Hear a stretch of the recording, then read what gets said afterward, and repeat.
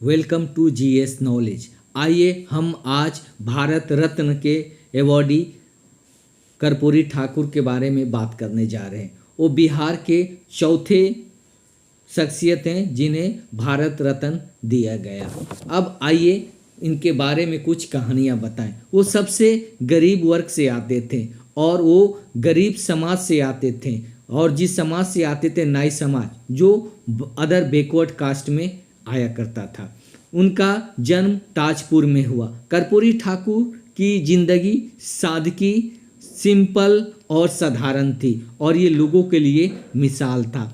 एक बार किसी प्रोग्राम में टूटे हुए चप्पल और फटे हुए कपड़े पहन के शामिल हुए। इस पर इनके साथियों ने कहा कि अपने वेतन से इनके लिए कपड़े खरीदे गए। इस पे कर्पूरी ठाकुर ने मना कर दिया और पूरे उस पैसे को मुख्यमंत्री राहत कोष में जमा करा दिया। तो ये थी उनकी सादगी। वो एक ऐसे लीडर थे जिनका अपना घर नहीं था। एक बार उस वक्त के प्रधानमंत्री जब उनके घर गए तो कहा, कर्पूरी जी आप अपना घर बनवा लीजिए। तो इस पे इन्होंने कहा, जब तक पूरे गरीबों का घर नहीं बनता है तब तक मैं अपना घर नहीं बनाऊंगा। ये उनकी दूसरी सादगी थी।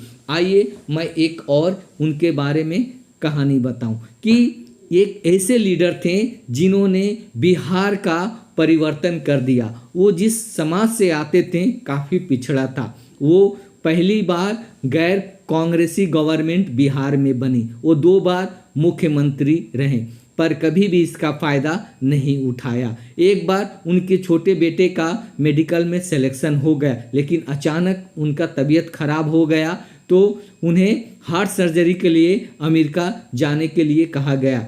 उस वक्त इंदिरा गांधी प्रधानमंत्री थी। इस पे कर्पूरी ठाकुर ने मना कर दिया, भले मेरा बेटा मर जाए लेकिन हम अमेरिका पे सरकारी खर्च के लिए नहीं भेजेंगे। ये थी उनकी अलग की सादगी।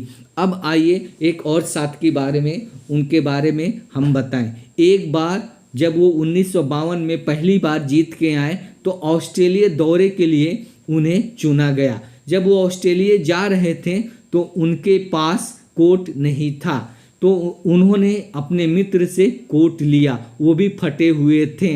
यूगोस्लाविया के लीडर ने ऑस्ट्रेलिया में एक नया कोट गिफ्ट